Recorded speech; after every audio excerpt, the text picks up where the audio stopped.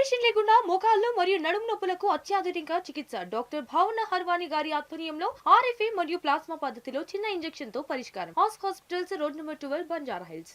రేవంత్ పాలనలో పంటలు పండించడం ఒక ఎత్తు అయితే ఆ పంటను అమ్ముకోవడం మరో ఎత్తుగా మారింది. ఆరుగాలం కష్టపడి పండించిన పంటను అమ్ముకోవడానికి రైతన్న పడరాని పాటలు పడాల్సి వస్తోంది.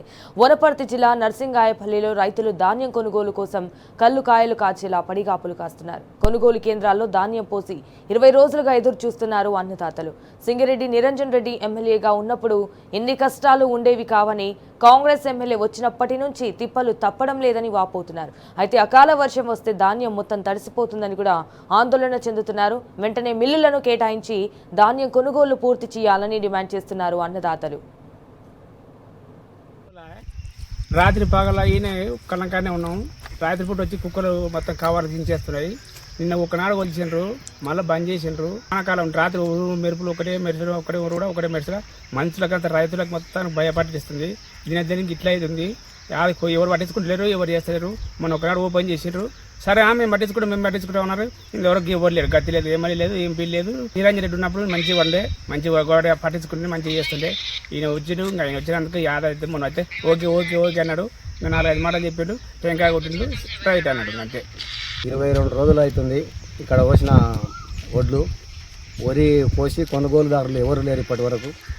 ఇప్పటి నుంచి అయినా మన వర్షాకాలం పడుతుంది, వానగాన్ల వాన వస్తుంది, రైతులు ఆందోళన చెందుతున్నారు.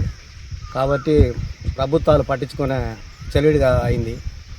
దాని గురించి ప్రభుత్వం ఎమ్మడే పట్టించుకొని కొనుగోలుదారులను స్పందించగలరని నా యొక్క మనవి. 20 రోజులకు వస్తుంది ఒడ్లు పోసి, 20 రోజులకు వస్తుంది ఒడ్లు పోసి, వాన వస్తుంది, మోడం అవుతుంది, నానిపోతున్నాయి. మీరు కష్టాలు అడుగుతున్నాం. మీరు రైతులం ఎట్లా చేయాలి? మీరు కాంగ్రెస్లో ఉంటారు. రేవంత్ రెడ్డి ఒక మాట నీళ్ళు తెచ్చినాం, పండించినాం, చేసినాం. మీరు ఇంత ఒడ్లు పండించి మీరు ఎండలో వచ్చి సస్తున్నాం. మేము రైతులం, మేము ఎట్లా బతకాలి? ఎండకు వస్తున్నాం, దిక్కు సుస్తులై వస్తారు. మంచి ముసలు చేతగాని వాళ్ళు దెబ్బ తొందరగా విద్యంగా ఏమైతే మాకు కష్టాలు తక్కువ అవుతాయి, మీ కష్టాలు తక్కువ అవుతాయి.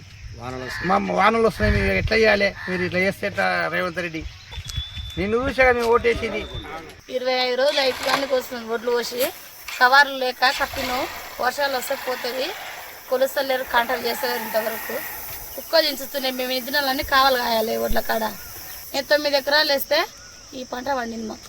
ఇలా 5 దినాల పొద్దే ఒడ్లు కూడా పోసి అలా గిలకబట్టి దానికి మళ్ళీ మేము 2 రోజులు 1 రోజు అంటే ఉంటాము. ఎవరైనా కానీ అవతల ఎవరు ఉండలేం కదా. మళ్ళీ మేము మళ్ళీ ప్రభుత్వం కొలవాలే కానీ కొలవకుండా ఇంక ఇట్లా 1 రోజు వచ్చి దాన్ని వేయాలి, అజ్జాల కాంటలు జావి కావాలి పిల్లవని చేసి